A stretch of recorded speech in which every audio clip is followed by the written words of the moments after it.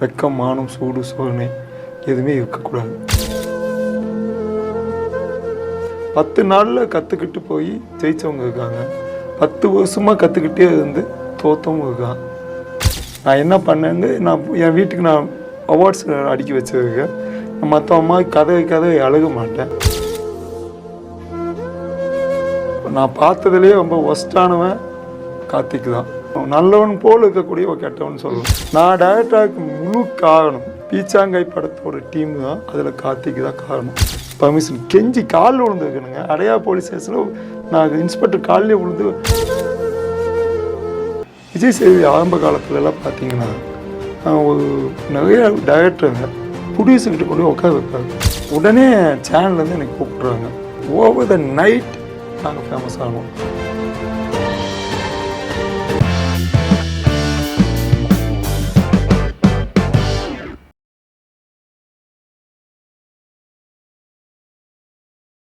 GeM TV நேயர்களுக்கு வணக்கம். இன்னைக்கு நம்ம கூட ஒரு ஸ்பெஷலான கெஸ்ட் இருக்காங்க. இவரை பற்றி நான் எப்படி இன்ட்ரோ கொடுக்கறது அப்படின்னு எனக்கே தெரியலங்க. இவரை வந்து ஒரு பெரிய ஃபிலிம் டைரக்டர்னு சொல்கிறதா, ஆர்டிஸ்ட்னு சொல்கிறதா, இல்லை ஆர்டிஸ்ட் ட்ரெயினர்னு சொல்கிறதா, இல்லை ஆட் ஃபிலிம் மேக்கர்னு சொல்கிறதான்னு எனக்கு ரொம்பவே கன்ஃபியூசிங்காக இருக்குது. ஸோ நிறைய விஷயங்கள் இவரை பற்றி சொல்லிக்கிட்டே போகலாம். Let's welcome the famous artist Ponmudi sir. வணக்கம் சார். வணக்கங்க. ஸோ உங்களை வந்து ஜெம் டிவி நிகழ்ச்சியில் சந்திக்கிறதுல வந்து மிக்க மகிழ்ச்சி. எப்படி இருக்கீங்க? ரொம்ப நல்லா இருக்கு. நல்லா இருக்கீங்களா? ஸோ எனக்கு உங்களை பற்றி ஒரு இன்ட்ரடக்ஷன் கொடுக்கும் போது எனக்கு லைட்டாக ஒரு கிருகிருன்னு ஆயிடுச்சு. என்னடா இது, பொதுவாக இப்போ எங்களெல்லாம் எடுத்துக்கிட்டிங்கன்னா ஒரு என்னை பற்றி எடுத்துக்கிட்டிங்கன்னா மாடல், ஆங்கர் அப்படின்னு சொல்லிட்டு போயிடலாம். நீங்கள் இவ்வளோ பெருசாக ஒரு முளத்துக்கு வந்து நீங்கள் கொடுத்தீங்கன்னா எங்களை மாதிரி ஆங்கர்ஸ்லாம் நாங்கள் சொல்கிறதுக்கு வந்து கஷ்டப்படுவோம்ல. காலம் அந்தந்த இடத்துக்கு வரும்போதெல்லாம் ஒரு உருவத்தை கொடுக்குது. ஃபஸ்ட்டு நான் நடிகனாக தான் வந்தேன். அப்போ தியேட்டர் ஆர்டிஸ்டாக மாறினேன். அப்படி ஆனால் தான் நடிகன் ஆக முடியும் அப்படின்னு. சரி, நடிகன் ஆகுனாவே ஒரு டைரக்டர் ஆகணும். இல்லை ஷார்ட் ஃபிலிம் காலம் வந்தது. அப்போ நிறைய ஷார்ட் ஃபிலிம் எடுக்க போகணும். அதில் அப்படி படிப்படியாக வளர்ந்து இப்போது இண்டிவிஜுவல் ஃபிலிம் டைரக்டராக ஃபிலிம் ஃபெஸ்டிவலுக்கு பண்ணக்கூடிய ஆளாக என்னை வளர்த்தி வச்சிருக்கேன். அந்த காலம்தான் அப்படி கொஞ்சம் கொஞ்சமாக இப்போது இதை விட்டுட்டு ஓடிட முடியாது. டிப்ரெஸ் ஆகி பைத்தியம் பிடிச்சி போய் அடுத்தவங்க மேலே பழி சொல்கிறதுக்கு போக முடியாது. நம்மளே ரெடி பண்ணிக்கணும். அப்போனா நம்ம என்ன திறமை இருக்குதோ அதை வளர்த்திக்கிட்டு அதில் நம்ம முயற்சி பண்ணணும். அப்படி தான் நான் எப்பவுமே செய்வேன். இப்போ உங்களோட ஃபேமிலி பற்றி எல்லாருக்கும் தெரிஞ்சிருக்கும். செலிப்ரிட்டி குடும்பம். உங்கள் அப்பா ஒரு மிகப்பெரிய செலிப்ரிட்டி ஜோதிடர் அப்படின்னே சொல்லலாம். ஸோ நீங்களுமே வந்து பார்த்தீங்கன்னா உங்களுக்குமே நடிப்புலையும் சரி, டைரக்ஷன், அதுக்கப்புறமேட்டு ஆன்மீகத்தில் உங்களுக்குமே நிறைய ஒரு ஈடுபாடு இருக்குது.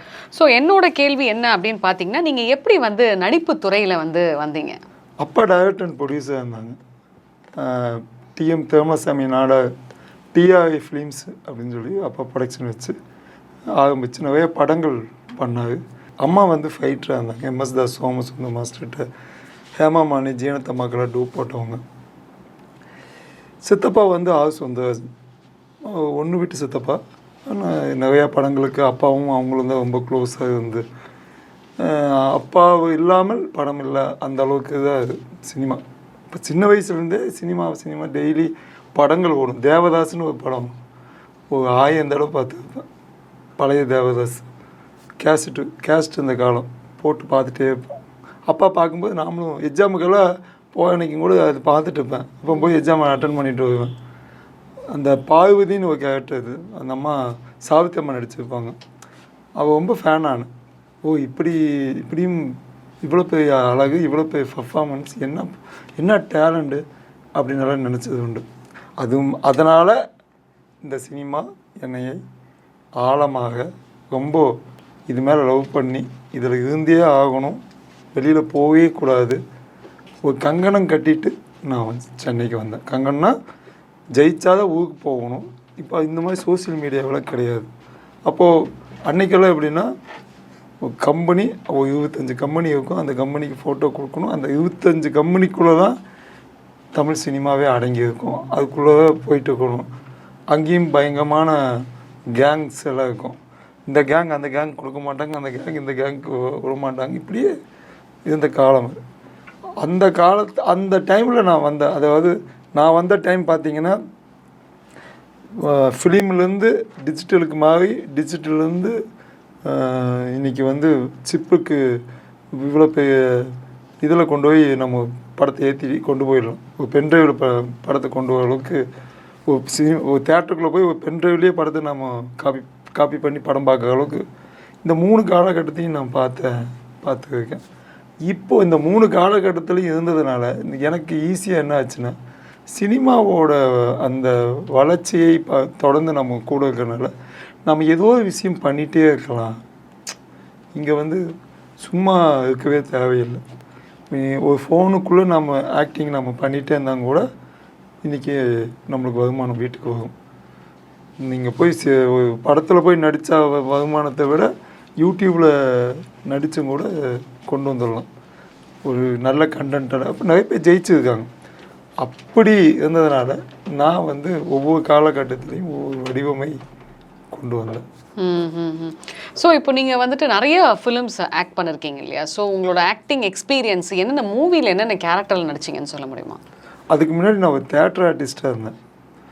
இது மக்களுக்கு தெரியணும் கண்டிப்பாக. என்னென்னா இப்போ கூட என்ன நினைக்காங்கன்னா, நம்ம இன்ஸ்டாகிராம் பண்ணிட்டோம், ஒரு வீடியோ எடுத்து இது பண்ணிட்டோம், நம்ம ஈஸியாக நடிச்சிடலாம் அப்படின்னு நினைக்கிறாங்க. ஒரு தேட்டர் ஆர்டிஸ்ட்டாக மாறணும். வெக்கம், மானம், சூடு, சோதனை எதுவுமே இருக்கக்கூடாது. அதை கற்றுக்கிட்டு சினிமாக்குள்ளே வந்தால் யார் இருந்தாலும் அவங்க ஜெயிக்க முடியும். அது அந்த காலத்தில் இந்த காலத்தில் அந்த காலத்தில் ரொம்ப நாள் இருந்தாங்க. 10 வருஷம் 15 வருஷம் ஒரு தேட்டர் குரூப்பில் இருப்பாங்க. இன்றைக்கி ஒரு 10 மாதம் இருந்தால் போதுமானது, 10 நாள் இருந்தால் போதுமானது. 10 நாளில் கற்றுக்கிட்டு போய் ஜெயித்தவங்க இருக்காங்க. 10 வருஷமாக கற்றுக்கிட்டே இருந்து தோற்றவங்க இருக்காங்க. எனக்கு உருவாக்கி விட்டதே ஷார்ட் ஃபிலிம் காலம்தான். ஷார்ட் ஃபிலிம் நடிக்க போய் அப்போ எடுக்க வந்து அப்போ அப்படியே சொல்லி கொடுக்க ஆரம்பிச்சு, அதுக்கப்புறம் நாமளே சின்ன சின்ன கதைகள் கொடுக்க ஆரம்பிச்சு, நாம் உருவாக்கி விட்ட ஆட்கள், நாம் உருவாக்கி விட்ட டீமாக ஃபார்ம் பண்ணி அப்போது அது மூலிமா நம்ம வந்த கோல் அடைஞ்சிட்டோம். இப்போ 5-7-8 படத்தில் வந்து மெயின் வேலைலாம் நடிச்சிருக்கேன். அப்போலாம் சப்போர்ட்டிங் கேரக்டர் பக்கத்தால் அந்த 4 பேர்த்தில் ஒருத்தர் நிற்கவே பெரிய வேலையாக இருக்கும். நீங்கள் ஒன்றும் பெரிய கேரக்டரெலாம் கிடைக்கிறது அது கண்டாகுதுங்க. அந்த கேங்கில் 4 பேர்த்துக்கு வேலை நிற்கவே பெரிய வேலை, அதுக்கே போட்டி பயங்கரமாக இருக்கும். அப்போது பையா படத்தில் அந்த போட்டி வந்தது. ஆனால் எங்கூட போட்டி போட்டவங்க இன்றைக்கெல்லாம் பெரிய ஆளாக இருக்காங்க.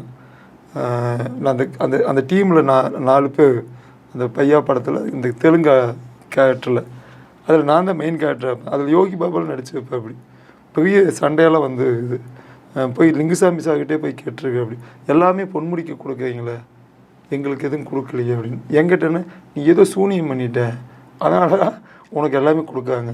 கிடையாது, நான் தேட்டர் ஆர்டிஸ்ட்டாக இருந்தேன், எனக்கு கொடுத்து பார்த்தாங்க, இன்னொருத்தர் கொடுப்பாங்க, சரியாக பண்ணலைன்னா பொன்முடி கூப்பிடுங்கன்னு சொல்லுவாங்க. நான் என்ன பண்ணேங்க, நான் என் வீட்டுக்கு நான் அவார்ட்ஸ் அடிக்க வச்சுருக்கேன். நான் மற்ற அம்மா கதை அழுக மாட்டேன், கொடுக்கலின்னு நான் வருத்தப்பட மாட்டேன். எனக்குன்னு வந்ததை அதை நான் ஸ்கோர் பண்ணி செய்வேன். இப்போ கூட ஆடிஷன் போக வந்து கூப்பிட்டா தான் போவேன். போய் கம்பெனியாக கொடுத்து டிப்ரெஷன் ஆக விட நம்ம கரெக்டாக பண்ணால் அவங்க கூப்பிடுவாங்க. இல்லை நானே உருவாக்குவேன், டீமை உருவாக்குவேன். அப்படி உருவாக்கின டீம்லாம் நிறையா இருக்குது. நாளை இருக்கனால சீசன் 3லேருந்து சீசன் 6 வரைக்கும் நாங்கள் ஒர்க் பண்ணுறோன்னா சும்மா இல்லை. ஷார்ட் ஃபிலிம் நடித்து அவார்டு வாங்கி, த பெஸ்ட் ஆக்டர் அவார்டு வாங்கி, பாக்யராஜ் சார் என்னை பற்றியெல்லாம் பேசியிருக்காரு. அன்னைக்கு லியோனி பட்டிமன்றத்தில் எங்கள் ஷார்ட் ஃபிலிம் பற்றி பேசுனாங்க. உயிர் வாசம்னு சொல்லிட்டு ஒரு ஷார்ட் ஃபிலிம். அந்த ஷார்ட் ஃபிலிம் பற்றி பாக்யராஜ் பேசணுன்னு பாக்யராஜோட ஸ்டேட்மெண்ட் எடுத்து இவங்க வந்து லியோனி பட்டிமன்றத்தில் பேச போய் உடனே சேனல்லேருந்து என்னை கூப்பிட்டு தலைவர் கூப்பிட்ருக்காங்க. அன்றைக்கி வந்து சிஎம் கருணாநிதி ஐயா. அப்போ உடனே கூப்பிட்டு பார்க்கணுன்னு சொல்கிறாங்க, லியோனி பார்க்கணுன்னு சொல்கிறாங்க. ஓவர் த நைட் நாங்கள் ஃபேமஸ் ஆனோம் சீசன் 3ல். அப்போ V3ன்னு ஒரு படம். அப்போ அவங்களுக்கு என்ன பண்ணேன்னா, நான் ஃபுல்லாக அவர் ஏற்கனவே அவர் கோயம்புத்தூர்காரு அமுதவானன்னு சொல்லிட்டு ஒரு 80-70 அவார்டு வாங்கினார். கோட்டான்னு ஒரு படம். அடுத்த படம் பண்ணும்போது ஃபுல்லாக கோயம்புத்தூருக்கு ஒரு 150 பேர்த்துக்கு ட்ரைனிங் கொடுக்க சொன்னார். நான் அதெல்லாமே ட்ரெயினர் ஃபுல்லாக அவங்க போய் நின்று கூட ஒரு 2-3 மாதம் கூட இருந்து நடிக்க வச்சு, யாரெல்லாம் நடிப்பு வழியாக அவங்களுக்கெல்லாம் சொல்லி கொடுத்து, பீச்சாங்கையில் அப்படி தான் நடித்த எல்லாருமே நம்ம ஸ்டூடெண்ட். கார்த்திக்கும் கூட இப்போ 3 நாள் வந்து நம்மகிட்ட ஸ்டூடெண்ட்டாக வந்து ஜாயின் பண்ண பையன்தான். இப்போ பீச்சாங்கை கார்த்திக்குன்னு சொல்கிறாங்கள்ல. ஆனால் நான் பார்த்ததுலேயே ரொம்ப ஒஸ்ட்டானவன் கார்த்திக் தான். கெட்டவனும் அவன் தான், நல்லவன் போல் இருக்கக்கூடிய ஒரு கெட்டவன் சொல்லணும். அந்த மாதிரி ஒரு ஆள்.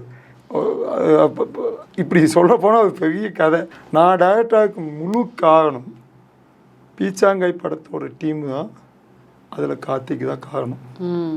அவங்க செஞ்ச அவமானங்களும், அவங்க செஞ்ச அந்த தடைகளும், அவங்க செஞ்ச அந்த சிக்கல்களும் என்னையை நான் டைரக்டருக்கு அன்னைக்கு போட்ட விதை அது. அதுக்கு அவனும் ஒரு காரணமாக இருந்திருக்கான். ஒரு ஷார்ட் அண்ட் ஸ்வீட்டாக சொல்ல போனேன். ஓகே, இப்போ நீங்கள் நிறைய அவார்ட்ஸ் வாங்கியிருக்கீங்கல்ல, அவார்ட்ஸ் பற்றி கொஞ்சம் சொல்லுங்கள். அவார்ட்ஸ் வந்து ஃபஸ்ட்டு நான் வந்து நாளை இயக்குனரில் த பெஸ்ட் ஆக்டர் அவார்டு அந்த சீசனுக்கே வாங்கினேன். சப்போர்ட்டிங் அவார்டு சீசன் 3ல் வாங்கினேன். அப்போ சீசன் 4ல் வந்து கதைகள் நிறைய கொடுத்தேன். அசோக் ஒரு கதை கொடுத்தேன். அப்போ இன்னும் 2-3 பசங்களுக்கு கதை கொடுத்தேன். அப்போ நம்ம நடித்தோம், இதெல்லாம் பண்ணோம். அங்கே ஒரு கசப்பான அனுபவங்கள் நடக்குது. என்னென்னா போஸ்ட்டில் என் பேர் வரல, அவ்வளோதான், வேறு ஒன்றுமே இல்லை. ஃபஸ்ட்டெல்லாம் என் பேர் போட்டால் பெருமைன்னு நினைப்பாங்க. அவங்க ஷார்ட் ஃபிலிம் எடுக்கும்போது பண்ணும்போதெல்லாம் அங்கே பொன்முடி பையா பொன்முடின்னு போடுவாங்க. அப்போ எனக்கு பெருமையாக இருக்கும், போஸ்ட் அளவுக்கு வந்துட்டோம் நாம் அப்படின்னு. இதே நான் யாருக்காவது கிட்ட கூட்டிகிட்டு போய் விடும்போதோ இல்லை காட்டும்போதோ இல்லை வந்து ஒரு இன்ஃப்ளூயன்ஸ் யூஸ் பண்ணும்போது அப்போல்லாம் நான் தேவைப்படுறேன். படம் பண்ணும்போது அசோக் போட சொல்கிறாரு, இந்த நல்லவன் என்ன பண்ணுறான், கார்த்திக், ஆமாம், என் பேரையே தூக்கம். இவன் சொல்கிறான் இன்னைக்கு எல்லாம் கெட்டவன். அதான் அவர் என்னமோ வந்து தான் ரொம்ப யோகிய மாதிரி எல்லா மீடியாவில் பேசிகிட்டு இருக்காரு. அவரோட யோகியத்தை நான் வந்து கிளின்னு கிழிக்கலாம், என் டைரக்டர் அசோக் வந்து கிளின்னு கிழிக்கலாம். அவங்கெல்லாம் வந்தாங்கன்னா அவரோட உண்மையான முகம் வெளியில் வரும். சரி, ஆக்சுவலாக அதை பற்றி தான் இன்றைக்கி நான் உங்ககிட்ட டிஸ்கஸ் பண்ணலான்னு இருக்கேன். ஏன்னா பீச்சாங்கை படத்தில் பார்த்தீங்கன்னா நீங்கள் தான் வந்து மெயின் வில்லன், நீங்கள் தான் வந்து அங்கே எல்லாமே ஆல் இன் ஆல் நீங்கள் தான் அந்த கதைக்கு சப்போர்ட்டானவரை நீங்கள் தான். ஆனால் அவர் பேசுகிறத வச்சு பார்த்தா ஆக்சுவலாக அவர் ஒன் ஆஃப் தி ப்ரொடியூசர் தானே சார்? கண்டிப்பாக மெயின் ப்ரொடியூசர் அவர் கிடையாது, one of the producer. And அவர் நடிச்சிருக்காரு. ஆனால் அவர் பேசுகிறத பார்த்தீங்கன்னா நடந்தது சொல்கிறேங்க. அவர் பேசுகிறத பார்த்தீங்கன்னா அப்படி ஒரு பைலட் ஃபிலிம் எடுக்கும். அந்த பைலட் படத்துக்கெல்லாம் ஒரு பைசா போட்டது கிடையாது. அசோக்கோட சொந்த காசில் தான் எடுக்குவாங்க. என்னோட camera 5D Mark III camera 15 நாள் 10 நாள் ஃப்ரீயாக கொடுத்தேன். நீங்கள்? ஆமாம், அசோக்காக கொடுத்தேன். அப்போலாம் கார்த்திக் தேவை. கார்த்திக் வந்து அப்போ மாஸ்டர் அப்படின்னு நல்லா சொல்லுவாங்க. அந்த மாஸ்டர் இன்னைக்கு வந்து ஏதோ கெட்ட வார்த்தையில் திட்டி அன்னைக்கு அனுப்பான். நான் இதெல்லாம் நியாயம் இல்லைடா, தப்பு, உண்டக வீட்டுக்கு வெண்டகம் நினைக்கக்கூடாதுடா. யார் அவர் போடுறாரா? நான் சொல்கிறேன். அதுக்கு அவர் வந்து கெட்ட வார்த்தையில் திட்டி என் அம்மாவையும் என் அப்பாவையும் எல்லாத்தையும் சேர்த்து திட்டி ஆதாரம் இருக்குது. ஆனாலும் அமைதியாக இருந்தேன். கரெக்டான இடம் வரும்போது சொல்லணும் அப்படின்னு. அசோக் இதை படிச்சுட்டு ரொம்ப டென்ஷன் ஆனேன். அப்படி விடவே கூடாதுங்க அப்படின்னு நான் ஒரே வார்த்தை என்னால் வந்து சொல்ல முடியும். அதுக்காக எனக்குன்னு ஒரு மீடியா இருக்குது. எத்தனையோ மீடியா எனக்குன்னு ஒன்று இருக்குது, எத்தனையோ சேனல் இருக்குது. சினிமா சேனலில் சொல்லணும், அவ்வளோதான். இது என்னென்னா அந்த பீச்சாங்கை வழக்கு முழுக்க காரணமே தனஞ்சயன் சார் இல்லை என்றால் எங்களுக்கு 65 லட்சத்தில் அவங்க சொன்ன மாதிரிலாம் படம் எடுத்துக்க முடியாது. சார் என்ன சார் நீங்கள் இப்படி சொல்கிறீங்க அவரை பற்றி? எனக்கு ரொம்ப ஷாக்கிங்காக இருக்குது. அவர் வந்து ஊடகத்தில், நான் பேர் சொல்ல விரும்பல, அந்த சேனல் பேர், அதில் உட்காந்து தனஞ்சய் சாரை பற்றி அவ்வளோ கேவலமாக பேசிகிட்டு இருக்காரு. அவருக்கு 2 பொண்டாட்டி அப்படின்லாம் வர சொல்லின்னு இருக்காரு. சார் நான் என்ன சொல்கிறேன், ஒருத்தவங்க பர்சனலை பற்றி நமக்கு தேவையில்லை, அந்த படத்தில் என்ன பிரச்சனை சார் நடந்தது அதை பற்றி தானே சார் பேசணும். பிரச்சனையே இப்படி ஒரு ஆள் உருவாக காரணமே பீச்சாங்க இல்லைன்னா உனக்கு விசிட்டிங் கார்டு கிடையாது. அசோக் இல்லைன்னா உனக்கு விசிட்டிங் கார்டு கிடையாது. பொன்முடி இல்லைன்னா உனக்கு விசிட்டிங் கார்டு கிடையாது. ஷார்ட் ஃபிலிம் எடுக்கும்போது என் ஸ்டூடெண்ட்டை கட் பண்ணிவிட்டு அவன் உள்ள பாலிடிக்ஸ் பண்ணி தாங்க உள்ள வரான். நான் தான் எடுக்க முடிவு. இவன் வேண்டாங்க, இவன் டேஞ்சர், நம்ம பார்த்தா முகம் சரியில்லை, இவன் டேஞ்சராக தெரியுது, அவன் பேச்சு சரியில்லை அப்படின்னு முதல் ஆடிஷனில் சொல்லி தடுக்க. சின்ன கேரக்டர் நடிக்கக்கா உள்ளே வந்தோன்னா அத்தனை பாலிடிக்ஸ் பண்ணுறான். இந்த ஷார்ட் ஃபிலிம் எடுக்கும்போதே அங்கே பாலிடிக்ஸ் நடக்குது. என்னதான் அவருக்கு பிரச்சனை சார்? அவன் ஜெயிக்கணும், ஜெயிக்கிறதுக்கு உழைப்பு போட்டு ஜெயிக்க வேண்டியதானே. இங்கே அதிர்ஷ்டம் தேவைப்படுது. அதுக்கே சார் இன்னொருத்தவங்க வந்து புறன் பேசணும். அதிர்ஷ்டம் இருந்தால் நீ பீச்சாங்க ஓடி இருக்கணுமே. நீ அதிர்ஷ்ட காலி, யாரோட ஃபோட்டோவும் காட்டக்கூடாது, யார் நடிச்சது. இப்போ அதில் நான் 28 சீன் நடிச்சிருக்கேன். நீங்கள்? ஆமாம், 98 டைலாக 120 டைலாக பேசியிருக்கேன். அவனை பற்றி வந்து இந்த கையை வச்சுட்டு ஹவு நீ என்ன நீ உன்னோட டைரக்டரை உன்னை அடுத்து பீச்சாங்க டைரக்டர் அடுத்த படம் பண்ணி கார்த்திக் இல்லைன்னா நான் படமே பண்ண மாட்டேன்னு சொல்லியிருக்கணுமே. இந்த கார்த்திக்னு பேர் இருக்கிறவங்களாம் ஒரு மார்க்கமாக தான் இருப்பாங்க போல இருக்கே சார். நல்ல கார்த்திகெல்லாம் இருக்கா? நவகச நாயக் கார்த்திகெல்லாம் தேடி போய் எல்லாம் கொடுத்துருக்காரு. தான் ஜெயிச்சக்கப்புறம் கார்த்திக்கு நம்ம கார்த்திக்கும் நல்ல திறமசாலிகளுக்கு கொடுத்துட்டு தான் இருக்காங்க. அது இந்த கார்த்தி எப்படின்னா, நான் என்னோடய சர்வல் கணக்கு வச்சு பார்க்கும்போது அவன் எடுக்கக்கூடிய எந்த படத்துலையும் டைரக்டர் எல்லாத்தையும் கட் பண்ணி ஓவர்டேக் பண்ணி உள்ளே பூந்து என்னென்னமோ பண்ணி அப்படி பண்ணவங்க எல்லாமே ஜெயிக்கலை. எனக்கு தெரிஞ்ச என் நண்பர் ஒருத்தருக்காரு. அவங்க எடுத்த படத்தில் எல்லாம் டைரக்டருக்கும் அவருக்கு இப்போ ப்ரொடியூசருக்கு பிரச்சனை வந்துடும். போய் பஞ்சாயத்து பண்ணுவார், இவங்கெல்லாம் கட் பண்ணி விடுவாங்க, எல்லாம் பண்ணுவார். பஞ்சாயத்து பண்ணி 2 பேர்த்துக்கு சமாதானம். நான் இல்லைன்னு இந்த படம் இல்லை அப்படின்னு சொல்லணும்னா ஒரு சில பேர்த்தோட குணங்கள் எப்படி, நான் இல்லைன்னு இந்த படம் இல்லை, நான் அப்படி ஒரு நாள் கூட சொன்னது கிடையாது. நான் மேடையில் சொன்ன சாட்சி தனஜெயன் சார் மேடையில் அப்படி இருந்தும் கூட நீ அவ்வளோ கெட்டவன் சொல்கிற இல்லை, அந்த மேடையில் ஆடியோ ஃபங்க்ஷனில் எதுக்கு தனஜெயன் சார் உட்கார வச்ச? இதே கார்த்திக்கிட்ட கேட்க, தனஜெயன் சார் உட்கார வச்சுட்டு நான் அந்த மேடையில் நான் பேசுனதால என்னோட பேச்செல்லாம் கட் பண்ணாங்களே. ஏன் சார் அவருக்கு உங்கள் மேலே அவ்வளோ ஒரு காண்டெல்லாம் கிடையாது. இப்போ நானும் பேர் போடலையே. நானும் அசோக்கு க்ளோஸு, அசோக்குக்கோட நிழல் அப்படின்னு சொல்லலாம். இல்லை அசோக்குக்காக எதையும் செய்யக்கூடிய பொன்முடி. நான் டைரக்டர் எந்த டைரக்டர் வந்தாலும் எனக்கு என்னென்னா டைரக்டர் முக்கியம். ஒரு நடிகனுக்கு டைரக்டர் முக்கியம். அந்த டைரக்டர் நம்மளை நம்பி இவ்வளோ பேர் கேரக்டர் கொடுக்காங்க, அவங்களுக்காக உண்மையாக இருக்கணும். இதுதான் கண்டென்ட்டு. ஆனால் அவன் எப்படின்னா டைரக்டையும் தூக்கி சாப்பிடணும், கூட இருக்கவன் எல்லாத்தையும் டாமினேட் பண்ணணும். அவன் எவ்வளோ கொடுத்தாரு? கோ-டைரக்டராக தனஜெயன் சார் சொல்லி விட்ட அந்த கேமராமேனு அவர் தான் கோ ப்ரொடியூசராக வந்தாங்க. அவர் கேமரா எல்லாம் கொடுத்துருக்காங்க. கேமரா லைட்டு பேட்டா மட்டும்தான் இவங்க கொடுக்க வேண்டியது. அப்போ போஸ்ட் ப்ரொடக்ஷன் பார்க்கணும். நீ மீறி போனால் ஒரு 35 லட்சம், மீறி போனால் 40 தாண்டி இருக்க மாட்டேன். பாதிக்கு பாதி நாங்கள் கூட இந்த 40 நீ என்ன நல்லா பண்ண, எவ்வளோ கோல்மால் பண்ண. இதில் கடைசி 10 நாள் ஷூட்டிங்கெல்லாம் கையில் பணமே இல்லைன்னு சொல்லி அசோக்கோட அவங்களோட சொந்தக்காரங்கிட்ட போய் நான் தான் போய் 10 லட்சம் வாங்கிட்டு வந்தேன். அந்த காசை நீ கொடுக்க கிடையாதுங்க, நான் எழுதி வாங்கிட்டு கொடுங்கன்னு சொல்கிறேன் அசோக்கிட்ட. என் பேச்சை கேட்கலிங்க. கையெழுத்து அன்றைக்கி வாங்கியிருந்தா அசோக்கும் ஒன் ஆஃப் த ப்ரொடியூசர். எவ்வளோ லாஸ் பண்ணி வச்சாங்க தெரியுங்களா? நாங்களாம் ஜெயிக்க வேண்டியது, அந்த படம் ஹிட்டாக போக வேண்டியது, ஜெயிக்க வேண்டிய படத்தை நாசம் பண்ணி அதில் இருக்கவங்க யாருமே வர முடியாத அளவுக்கு ஆக்கி விட்டு குட்டுப்பத்தி மணி அம்மா கேட்டால் உங்களுக்கு ஒரு நாள் ஏதாவது கேட்டிங்கன்னா தெரியும். அந்த படத்தோட டைரக்டரை தேடுறாங்க 1 மாதமாக. இவங்ககிட்ட கேட்காங்க, கார்த்திக்கிட்ட கொடுக்க மாட்டேன் நம்பன்ட்டார் ஃபோனு. தேடி கண்டுபிடிச்சி மெயிலை பிடிச்சி நாங்கள் என்னாச்சு உங்களுக்கும் ப்ரொடியூசருக்கு என்னாச்சுன்னு கேட்க. என்னங்க மேடம் இந்த மாதிரி நாங்கள் 1 மாதமாக கேட்டுட்ருக்குறோம், உங்கள் நம்பர் கேட்டுருக்கோம், கொடுக்கவே இல்லை. அசோக்குக்கு தெரியாமையே 2 நிமிஷம் ஃபுட்டேஜை கட் பண்ணி விட்டவங்க தாங்க இவங்க. ஏங்க ப்ரொடியூசர் கட்டான் வித்ததில் எவ்வளோ கோல்மால் பண்ணியிருக்காங்க. அசோக்கு வர வேண்டிய பணமே எவ்வளவோ பணம், அத்தனையும் ஏமாத்தினான். இவன் யோகியை மாட்ட பேசான். இவன் யோகியத்தை என்னைக்கு அந்த கடவுள் பார்ப்பாங்க? இது வரைக்கும் நான் பேசின யாராக இருந்தாலும் இந்த மஞ்சு விவேகன் டைரக்டர் ஒருத்தன் ரொம்ப கேவலமாக என்னோடய ஸ்டூடெண்ட்டை பேசுனாங்க. டிடி வாசன் என்னோடய ஸ்டூடெண்ட். தப்பித்தவே என்கிட்ட ஒருத்தன் ஸ்டூடெண்ட் ஒரு நாளாக வந்தாங்க கூட அவனுக்கு அநியாயம் நடந்தால் நான் போய் கேட்கக்கூடிய ஆள் தான். அப்படி மஞ்சள் வேலனோட விஷயமெல்லாம் நான் தான் எடுத்து சொன்னேன். அவன் கே என்னால் இப்போ நிரூபி காமிச்சு டிடி வாசன் அப்போ தான் அவர் தெளிவாக அடைஞ்சார், கொஞ்சம் பிரச்சனையிலேருந்து வெளியிலே வந்தார்.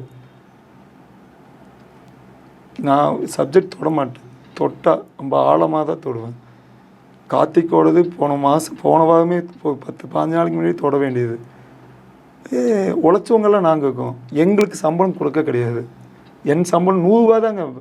நீங்களும் ஏன் பீஷாங்கை டீம்னு சொல்லிட்டு ஒரு குரூப்பாக எதுவும் இன்டர்வியூ கொடுக்கல? அதுவும் அசோக்கு நானும் தான் போய் உட்காந்தோம். அந்த ரிலீஸ் அப்போவே போய் பாலிடிக்ஸ் பண்ணாங்க, மிகப்பெரிய பாலிடிக்ஸ் பண்ணேன். அவனோட முகம் ஃபஸ்ட்டு கை கட்டுவான், இல்லைன்னா காலை வை தூக்கி போடுவான். தான் ஒரு பெரிய நடிகன்னு சொல்கிறான், நான் சொல்கிற அன்ஃபிட் நடிகை அவன். நீ அன்ஃபிட் ப்ரொடியூசர், நீ ப்ரொடியூஸருக்கு உண்டான தகுதியே கிடையாதுன்னு சொல்லணும். நீ எப்படி அடுத்தவங்களை தப்பு சிம்புவை சொல்கிறாரு அவ்வளோ சொல்கிற, அவங்கெல்லாம் திருப்பி கேட்க மாட்டாங்க. என்ன காரணம்? சூர்யாவை இழுக்கிறாரு. அப்போது நீ டச் பண்ணால் அவங்களாம் வரமாட்டாங்கன்னு நீ நம்ப, அது ஆபத்து. உன்னை டச் நான் பண்ணுறேன், இப்போ நீ உடனே என்ன பண்ணுவ, அடுத்த நிமிஷம் எனக்கு கால், ஏன்னா நான் இப்போ காட்டுறேன்னே, அது எனக்கு அனுப்பின லிஸ்ட்டை உங்களுக்கு காட்டுறேன். என்னென்னா முதல்ல எங்களுக்கெல்லாம் சம்பளமே கொடுக்கல. என் ஸ்டூடெண்ட்ஸ் 50-30 பேர் இருக்காங்க, சம்பளமே கொடுக்க கிடையாது. அதில் வந்த கூட்டங்கள் நின்று எல்லாத்துக்குமே நான் தான் கூட்டிகிட்டு வந்து நம்ம ஸ்டூடெண்ட்டு இது நம்ம படம்டா. நிறைய ஸ்டூடெண்ட்ஸ் கன்வீனியன்ஸும் கூட வாங்கலை, அந்த 100 ரூபா கூட வேண்டாங்க மாஸ்டர், காத்திக்கிட்டே நாங்கள் கொடுத்துட்டோன்னு சொன்னவங்களுக்காக. நான் அதை இந்த பேட்டி முதல் கொடுத்தனே எனக்கு மிகப்பெரிய ஷாக்கு. தனசேகரன் சார் இவ்வளோ கேவலமாக பேசான், மற்றவங்கள பேசான், அது பிரச்சனை இல்லை. பிரச்சனைனா அது நான் அவங்கள சந்தித்தது கிடையாது, அவங்க கூட நான் இருந்தது கிடையாது. தனஞ்சயன் சார் எப்படி நீ பேசலாம்? அந்த இன்ஸ்டியூட்டே ஒரு ரூம் கொடுத்துட்டாங்க, ஒரு பாஃப்டான்னு ஒரு கிளாஸ் நடத்திட்டு இருந்தேன், பெரிய இன்ஸ்டியூட் மாதிரி நடத்திட்டு இருந்தேன். அதில் இந்த மாதிரி இந்த சைஸுக்கு ஒரு ரூம் கொடுத்து எங்களை உட்கார வச்சுட்டாரு, சாப்பாடு போட்டார். அந்த ஆஃபீஸையே படத்தில் நிறைய இடத்துல 15 லட்சம் ரூபா மிச்சமாகிக்குதுங்க.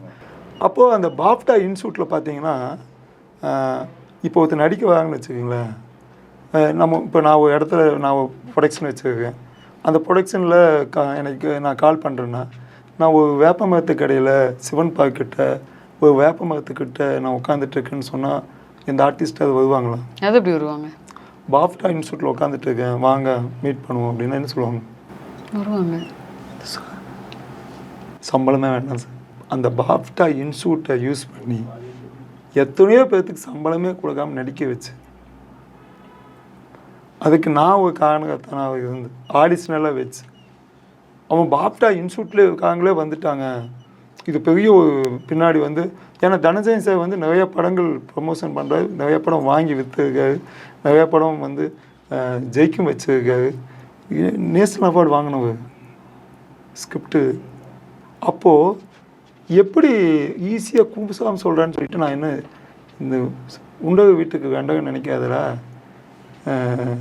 பார்த்து பேசு, கடவுள் வேலை ஒருத்த பார்த்துட்டே இருப்பான் அப்படின்னு ஏதோ ஒன்று போட்டதுக்கு போட்ட செகண்டுங்க, நைட்டு ஒரு 12 மணிக்கு போனால் 2 மணிக்கு மெசேஜ் தட்டுறானுங்க. இது ஃபுல்லாக மெசேஜுங்க. என்ன இவ்வளோ மெசேஜ் அனுப்பியிருக்காரு? இத்தனையும் கெட்ட பார்த்தீங்க. எனக்கு இங்கிலீஷ் தெரியாதுனால நான் என்ன பண்ணேன், நம்ம டைரக்டருக்கே அனுப்பிச்சேன், இதெல்லாம் அனுப்பி. என்ன இப்படி அனுப்பிச்சிருக்காரு? அப்போ கேமரா காட்டுங்க. அதாவது ரொம்ப அவதூறாக பேசியிருக்காரு, புரியுது. அதுக்கப்புறம் இன்னும் அவன் பேசின பச்சையான வார்த்தைகள்லாம் இருக்குதுங்க. அந்த வார்த்தையை ஒன்று ப்ளே பண்ணி காட்ட முடியுமா? ஏன்னா மக்கள் யோசிப்பாங்க இது அவரோட வாய்ஸ் தானா. இல்லை, எனக்கு திட்டினது எதுக்கு கேட்டு இது உச்சகட்டம் போகும்போது நான் காட்டுவேன். இப்போ கூட லைனில் தான் இருக்க கார்த்தி, நான் அதுக்காக பிளாக் பண்ணல. இப்போ அவர் ஒரு ஸ்டேட்மெண்ட் சொல்றாருங்க. இப்போ அவர் ஒன் ஆஃப் த ப்ரொடியூசர் தான், ஃபுல் ப்ரொடியூசர் கிடையாது, புரியுதுங்களா? அவர் என்ன சொல்றாருன்னா, படத்தெல்லாம் 50-60 லட்சத்துலலாம் எடுக்க முடியாது, காசு இல்லாமல் வெறும் சாப்பாடு மட்டுமே சாப்பிட்டு ஆர்டிஸ்ட் எல்லாம் நடிச்சிருந்தா கூட 1 கோடி வந்திருக்கும், என்னது இது அப்படின்ற மாதிரி ஒரு மாதிரி பேசுறாரு. ஆக்சுவலாக அந்த படத்தோட முழு பட்ஜெட் எவ்வளோ சார்? 63, கடைசியாக 2 ரூபா பாட்டியெல்லாம் வச்சாங்க.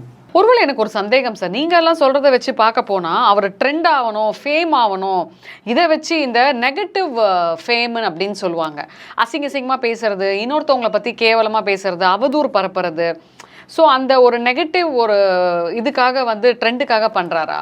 கண்டிப்பாங்க. தன்னை தெரியணும் இந்த உலகம், அவனை கண்டா பயப்படணும். இல்லை யாராவது ஒருத்தர் பணம் போட்டு வாங்க வாங்க காத்தி அப்படின்னு கண்டிப்பாக நீ எப்படி தப்பாக சொன்னேன்னா எப்படி கூப்பிடுவாங்க? ஒரு இன்சிடென்ட் சொல்கிறேங்க. ஒரு படத்தோட ப்ரொடியூசர், பொன்முடி நீங்கள் அங்கே போங்க, நம்ம ஆஃபீஸ் தான், உங்களோட டேலண்ட் இவ்வளோ இருக்குது, நீங்கள் போய் பாருங்க, இப்போ டைரக்டரு சூப்பர் கதை பண்ணியிருக்காரு, அவர் ஃபஸ்ட்டு படம் ஓடி இருக்குது, 2வது படம் அப்படின்னு சொல்கிறாங்க. நான் அங்கே போனால் அந்த டைரக்டர் சொல்கிறாங்க, லேட் பண்ணி திருப்பி நான் வீட்டுக்கு வரேன், திருப்பி ஃபோன் பண்ணுறேன், போங்க இன்றைக்கி 2 நாள் கமிட் ஆகிடுவாங்க.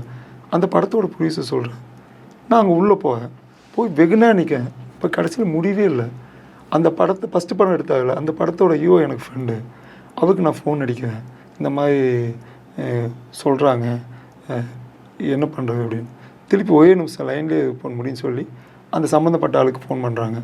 இல்லை அது முக்கியமான ஆளுக்கு கொடுக்க போகிறாங்க, அந்த கேரக்டரு வந்து உனக்கு கிடையாது, அது இன்னொரு அவரோட ஃப்ரெண்டுக்கு தான் அப்படின்னு.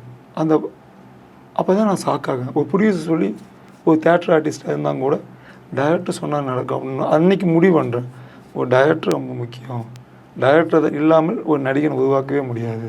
இப்போ நீங்கள் என்ன சொல்ல வரீங்கன்னா, அவர் வந்து கார்த்தி வந்து நன்றி கெட்டவன், எல்லாரும் வளர்த்து விட்டவங்கள வந்து அவர் தப்பாக எல்லா டைரக்டையும் சொல்கிறது தப்பு தான். நீ முதல்ல கமிட் ஆகக்கூடாது, ஆனால் விட்டுறணும். தப்பு பண்ணால் அவன் பார்த்துக்குவான். நீ போய் தண்டனை கொடுக்கறதுக்கு நீ வந்து மகா அவதாக கிடையாது. நீ ஜெயிக்கணும்னா 4 படம் பண்ணணும் அப்படின்னா நீ 4 டைரக்டர் உருவாக்கி விடணும். ஜோதிட ரீதியாக அவன் பேர் சொல்லலாம், இப்போ சினிமாவும் சொல்லலாம், தப்பு ஒன்றும் கிடையாது. விஜய் சேதுபதி ஆரம்ப காலத்துலலாம் பார்த்தீங்கன்னா ஒரு நிறைய டைரக்டரை ப்ரொடியூசர்கிட்ட கொண்டு போய் உட்கார வைப்பார். நிறையா நான் கண்ணால் பார்த்துருக்கேன். அதனால தான் ஒரு 10 டைரக்டர் அவர் கையில் இருக்காரு. நீ 10 டைரக்டரையும் நசுக்கி சாம்பல் ஆக்கி அவன் பேரே போடுவதற்கு ஆக்கி அவன் கெட்டவன், எல்லாருமே கெட்டவன். அந்த கெட்டவன் நீ அப்போ நீயே டைரக்ட் பண்ணு. ஏன் சார் இப்போ இந்த ஊடகத்துக்கு மூலமாக நீங்கள் வந்து பீச்சாங்கை கார்த்திக்கு இந்த மாதிரி அவதூறு பரப்பக்கூடிய அந்த பர்சனுக்கு வந்து நீங்கள் உங்கள் டீம்லேருந்து என்ன பதிலடி சொல்லணும்னு நினைக்கிறீங்க? அவர் என்ன பண்ணால் ஒழுங்காகும்னு நினைக்கிறீங்க? நான் வந்து ஃபஸ்ட்டு வீடியோ பார்த்து ரொம்ப டென்ஷன் ஆனேன். அதுக்கப்புறம் விட்டுட்டேன். அவனே மண்ணுக்குள்ளே போகிறதுக்கு அவனே ஏற்பாடு பண்ணிக்கிட்டான், ஒன்றும் இல்லாமல் போயிட போகான் அப்படின்னு. அப்போ நான் இப்போது சினிமா சம்மந்தமாக நான் பேசும்போது இப்போ அதை கடந்து தான் போக வேண்டியது இருக்குது. இப்போ நான் என்னை பற்றி சொல்லணுன்னா பீச்சாங்கி சொல்ல வேண்டியது இருக்குது. பீச்சாங்கி சொன்னால் அப்போ அவன் ட்ரெண்டிங்கில் இருக்கான், கேள்வி கேட்குறீங்க. அப்போது கண்டிப்பாக இது கண்டிப்பாக கான்ட்ரவர்சி ஆகும். அவன் 4 திட்டு ஏதோ ஒன்று பண்ணுவான், நம்ம திருப்பி நம்ம சேனலில் நம்ம பேசுவோம். என்ன எங்கள் டீமு ரொம்ப கொதிச்சு போய் தான் இருக்குது. நானும் அசோக்கும் நம்மளுக்கு உதவி செஞ்ச டீமும், உதவி வந்து தனஞ்சய் மட்டும் இல்லை, அவர் மட்டும் இல்லை, போலீஸ் ஸ்டேஷன் எத்தனையோ போலீஸ் ஸ்டேஷனில் நான் தான் பர்மிஷன் லெட்டர் கொடுத்துருக்கேன், வாங்கி கொடுத்துருக்கேன். நீங்கள் அந்த மேடையிலேயே பார்த்தீங்கன்னா அவனோட ஆடியோ ஃபங்க்ஷனில் போலீஸ்காரங்களை அவதூறாக திட்டியிருப்பாங்க.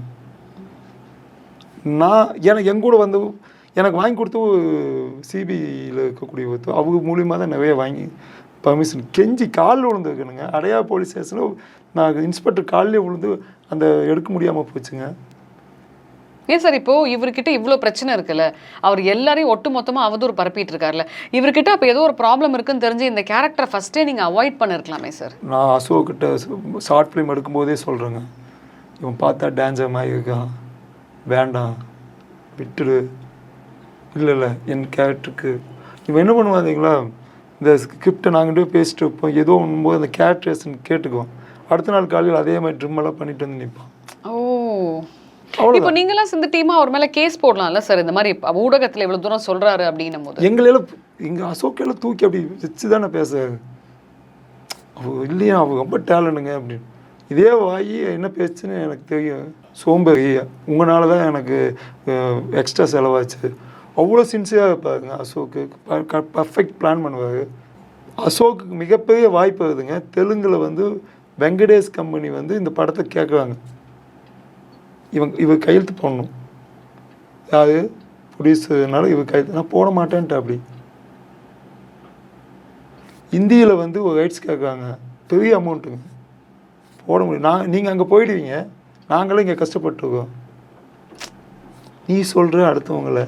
ஸோ ஒட்டு மொத்தமாக அவர் காலி பண்ணிட்டாரு பிளான் பண்ணி, எங்கள் டீமையே நாசம் பண்ணிட்டாரு. அதுக்காக நான் எந்திரிச்சு அதுக்காக நான் அடுத்த படம் பண்ணேன். இந்த தமிழ் சினிமா அதுக்கப்புறம் V3 நிறைய படம் பண்ணேன். அவன் பீச்சாங்கைக்கு அப்புறம் 2-3 படம் பண்ணேன். அதில் V3 310 தேட்டர் ரிலீஸ் ஆச்சு. வரலட்சுமி படத்தில் நான் வில்லனாக பண்ணியிருக்கேன், லீட் கேரக்டராக பண்ணியிருக்கேன். அந்த படம் ஓடல. அப்போது அது ஏன் ஓடலைன்னா படம் நல்லா இருக்குது, 190 ரூபா டிக்கெட்டு, இதெல்லாம் சிக்கலாக இருக்கிறனால அன்றைக்கி நான் வெளியில் வந்து அழுது. படம் நல்லா இருக்குது, டாக் நல்லா இருக்குது, பெரிய ரிவ்யூ வரல, பணம் வருமானம் வரல, எல்லாம் அமுக்கப்படுறாங்க. அப்போ தமிழ் சினிமா அவ்வளோதான், இதுக்கப்புறம் நம்ம இது வந்து பிரயோஜனம் இல்லை. அப்போ தான் நான் இதுக்கு மாறினேன், ஆன்மீகத்துக்கு மாறினேன். அதுக்காக படம் எடுக்காமல் அதுக்கப்புறம் 2-3 படம் போய் நடித்து கொடுத்தேன், பண்ணேன். என்னோடய டீம் சாகாவகம் சொல்லிட்டு ஒரு படம், அதில் ஃபுல்லாக ஒர்க் பண்ணி கொடுத்து நான் நடித்து கொடுத்ததுக்கு அந்த டீம் ஏற்காட்டில் தான் ஷூட்டிங் பண்ணாங்க. அதுக்கப்புறம் நான் ஒரு படம் பண்ணேன், BMW 1991 எடுத்து, இப்போ யூத் அண்ட் எனக்கு திருப்தி அடைஞ்சிட்டேன். திருப்தினா ஓகே, நம்ம வந்ததுக்கு உண்டான அடையாளம் இருக்குது, இப்போ அதுக்கு உண்டான ரிலீஸுக்கு உண்டான பிளான் எல்லாம் பண்ணிகிட்ருக்கோம். அப்போ நான் அவன் அது மாதிரி ஏதாவது பண்ண வேண்டியதானே. நீ ஏதாவது சாதிச்சு ஏதாவது நாட்டிலையோ ஏதாவது ஒரு ஊர்லேயோ நீ வந்து ஜெயிச்சு காட்டியிருக்க வேண்டியதானே. அதை விட்டுட்டு மீடியாவோட ஊடகத்தில் அடுத்தவனை நீ சொல்லி அடுத்தவனோட இது சொல்லி நீ என்ன சாதிக்க போக? அப்போ நீ ஒவ்வொரு இதுலேயும் பணம் வாங்கிட்டு இருக்கையா? போய் பேசுனா இவ்வளோ பணம் கொடுத்தா தான் நான் பேசுவேன்னு சொல்கிற காலம் வந்துடுச்சா உனக்கு? ஸோ பொறுத்திருந்து பார்க்கலாம் சார். ஸோ இந்த பதிவை பார்த்துட்டு அவர் சைட்லேருந்து அவர் என்ன தரப்பு சொல்ல போகிறாருன்னு தெரியல. நிறைய சொல்லுவார், திட்டுவார், அதனால நான் கொஞ்சம் ஃபேமஸ் ஆகாமல்.